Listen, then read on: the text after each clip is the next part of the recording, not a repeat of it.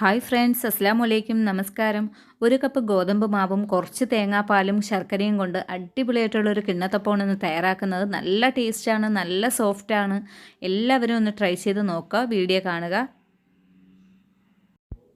Video കാണുന്നവർ ഒന്ന് സബ്സ്ക്രൈബും കൂടെ ചെയ്തേക്കുക. ലൈക്ക് ചെയ്യുക, ഷെയർ ചെയ്യുക, കമൻറ്റ് ചെയ്യുക. കിണ്ണത്തപ്പം തയ്യാറാക്കാൻ വേണ്ടി ആദ്യം വേണ്ടത് ശർക്കരയാണ്. അപ്പോൾ ശർക്കര നമുക്കൊന്ന് ഉരുക്കിയെടുക്കണം. അപ്പോൾ ഒരു ബൗൾ ശർക്കരയ്ക്ക് അരക്കപ്പ് വെള്ളവും കൂടെ ചേർത്ത് ഒന്ന് ഉരുക്കാൻ വെച്ചിട്ടുണ്ട്. ഇതുപോലെ ഉരുക്കിയെടുത്ത ശർക്കര നല്ലതുപോലെ ഒന്ന് അരിച്ചെടുക്കണം. അരിച്ചെടുത്താൽ മാത്രം പോരെ, അതിന് നല്ലതുപോലെ ഒന്ന് തണുപ്പിക്കുകയും വേണം. തണുപ്പിച്ച ശർക്കര പാനിയാണ് നമുക്ക് കിണ്ണത്തപ്പം തയ്യാറാക്കാൻ വേണ്ടി ആവശ്യമുള്ളത്. ശർക്കര എല്ലാം ഉരുകി കിട്ടിയിട്ടുണ്ട് ഇതുപോലെ. അപ്പോൾ ഇതിൽ ചെറിയ കല്ലോ അഴുക്കോ എന്തെങ്കിലുമൊക്കെ ഉണ്ടെങ്കിൽ അതൊന്ന് മാറിക്കിട്ടാനാണ് നമ്മളൊന്ന് അരിച്ചെടുക്കുന്നത്.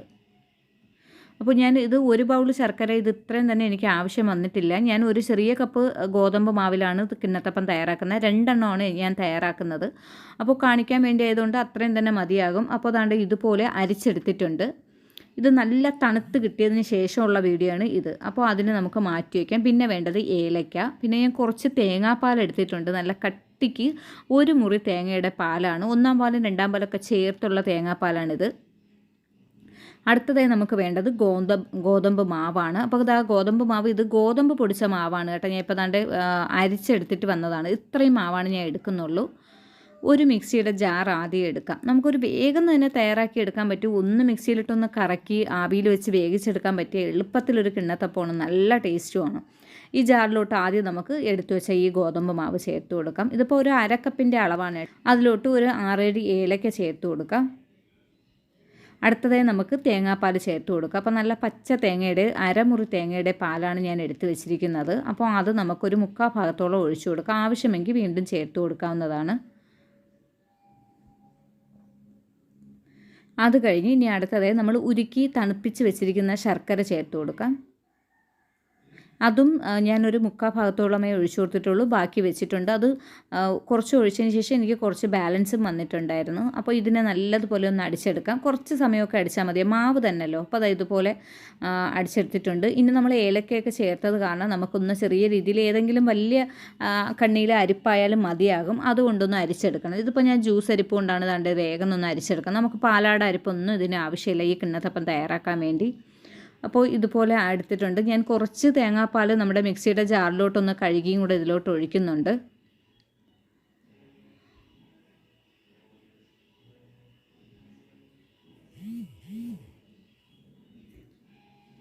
അപ്പോൾ ആ തേങ്ങാപ്പാൽ ദാണ്ട് ശർക്കരയുടെ അല്ല ഏലക്കയുടെ ദാണ്ട് നാരൊക്കെ ഇതിലായിട്ടുണ്ട്. അപ്പോൾ ഇത് ഇത്രയും കൂടെ ഒന്ന് മാറ്റുമ്പോൾ നമ്മുടെ കിണ്ണത്തപ്പത്തിന് കുറച്ചുകൂടെ ഒരു സോഫ്റ്റ് കിട്ടും. അതുകൊണ്ടാണ് ഇത് അരിച്ചെടുത്തത്. അപ്പോൾ ഇതിലോട്ട് കുറച്ച് ശർക്കര പാനിയും കൂടെ ഞാൻ ചേർത്ത് കൊടുക്കുന്നുണ്ട്. അപ്പോൾ ചെറിയൊരു മധുരത്തിൻ്റെ കുറവുള്ളത് കാരണം ഞാൻ ശർക്കര പാനി കുറച്ചുകൂടെ ചേർക്കണം. അപ്പോൾ അല്ലെങ്കിലും കിണ്ണത്തപ്പൊക്കെ ആവിയിൽ വേവിച്ച് വരുമ്പോൾ നമുക്ക് മധുരം കുറഞ്ഞതുപോലെ തോന്നും. അതുകൊണ്ട് നല്ല കൂടുതൽ ചേർത്താൽ മാത്രമേ മധുരം കറക്റ്റ് അളവിനായി കിട്ടുകയുള്ളൂ.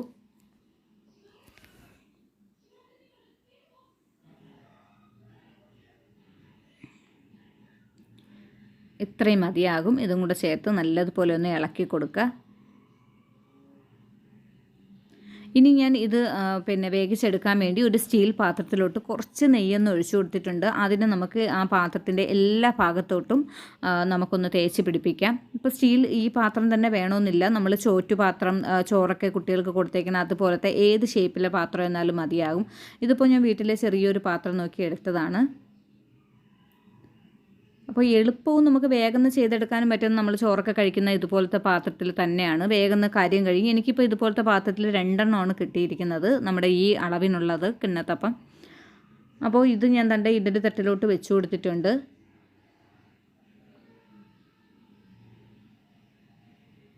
നമുക്കിതിലോട്ട് ഒഴിച്ചു കൊടുക്കാം മാവ്. കട്ടിയൊക്കെ കണ്ടല്ലോ, ഇത്ര അളവാണ്. തീരെ വെള്ളം പോലെയുമല്ല, തീരെ കട്ടിക്കുമല്ല. ഇത് വെച്ച് കൊടുത്തതിന് ശേഷം ഇനി നമുക്കൊരു ഇതിൻ്റെ പാകത്തിനുള്ള ഒരു അടപ്പ് കൊണ്ടൊന്ന് അടച്ചു കൊടുക്കുകയാണെങ്കിൽ ഇതിൽ ചെറിയ രീതിയിൽ വെള്ളത്തിൻ്റെ ആ ഈർപ്പമൊന്നും നമ്മുടെ ഈ കിണ്ണത്തപ്പത്തിലോട്ട് വീഴില്ല. അപ്പോൾ അതുകൊണ്ട് ഞാൻ എപ്പോഴും ഇതുപോലെ വെച്ചിട്ടുണ്ട്. അപ്പോൾ ഇതിന് മുന്നേ ഞാൻ 2-3 കിണ്ണത്തപ്പത്തിൻ്റെയൊക്കെ റെസിപ്പി ചെയ്തിട്ടുണ്ടായിരുന്നു. അതൊക്കെ ലിങ്ക് ഞാൻ താഴെ കൊടുക്കുക. എല്ലാവരും ഒന്ന് കണ്ടു നോക്കുക. ഒരുപാട് പേര് കണ്ട് നല്ല അഭിപ്രായം പറഞ്ഞിട്ടുണ്ട്. ചെയ്തു നോക്കുക എല്ലാവരും. ആ വീഡിയോ കൂടെ ഒന്ന് കണ്ടു നോക്കാം. ഞാൻ കുറച്ച് സമയം കഴിഞ്ഞപ്പോൾ കുറച്ച് നെയ്യൊന്ന് ഞാൻ ഇതിലോട്ട് ഒഴിച്ചു കൊടുത്തിട്ടുണ്ടായിരുന്നു. ഒരു 5 മിനിറ്റ് കഴിഞ്ഞപ്പോഴാണ് അടപ്പ് തുറന്ന് നെയ്യ് ഒഴിച്ചത്. വീണ്ടും ഞാൻ അടച്ചു വയ്ക്കുകയാണ്. ഒരു 15-20 മിനിറ്റിനകം തന്നെ വേഗം വെന്ത് കിട്ടും. നമ്മുടെ മാവൊക്കെ കൂടെ ഗോതമ്പ് മാവ് അധികം വേകാനൊന്നുമില്ല, വേഗം തന്നെ തയ്യാറായി കിട്ടുന്നതാണ്. അപ്പോൾ 20 മിനിറ്റിനൊക്കെ ശേഷം താണ്ടേ ഞാൻ എടുത്തപ്പോൾ അത് നല്ലതുപോലെ വെന്തിട്ടുണ്ട്. അപ്പോൾ ഇതിനെ ഇനി നല്ലതുപോലെ തണുക്കണം. തണുത്തതിന് ശേഷമാണ് നമ്മൾ മാറ്റാവൂ. ഈ കിണ്ണത്തപ്പം ഒരു സംഭവം നല്ല തണുത്താൽ മാത്രമേ നമുക്കത് മാറ്റാൻ പറ്റുള്ളൂ. അപ്പോൾ ഇറക്കി വെച്ച ഉടനെ ഞാൻ കുറച്ച് 1 ടേബിൾ സ്പൂൺ നെയ്യ് ഇതിൻ്റെ മീതെ ഒന്ന് ഒഴിച്ചു കൊടുത്തിട്ടുണ്ട്. അത് നിർബന്ധമായ കാര്യമാണ്. നെയ്യ് ഒഴിച്ചു കൊടുത്താൽ മാത്രമേ എപ്പോഴും കിണ്ണത്തപ്പം നല്ല സോഫ്റ്റായിട്ട് ഇരിക്കാനുള്ളൂ. അടുത്തതും കൂടി ഇതാ ഇത്ര മാവുണ്ട്. ഇതും കൂടി ഞാൻ ഇതിലോട്ട് അടുത്ത തട്ടാണ് ഇത് വെച്ചിരിക്കുന്നത്. അതിന് അത്രയ്ക്കുള്ള കനം കിട്ടിയിട്ടില്ല, കുറച്ച് നൈസായിട്ടുള്ളതാണ്, ചെറിയ രീതിയിലാണ് കിട്ടിയിരിക്കുന്നത്. അതും ഇതുപോലെ ഒന്ന് അടച്ചു വയ്ക്കട്ടെ.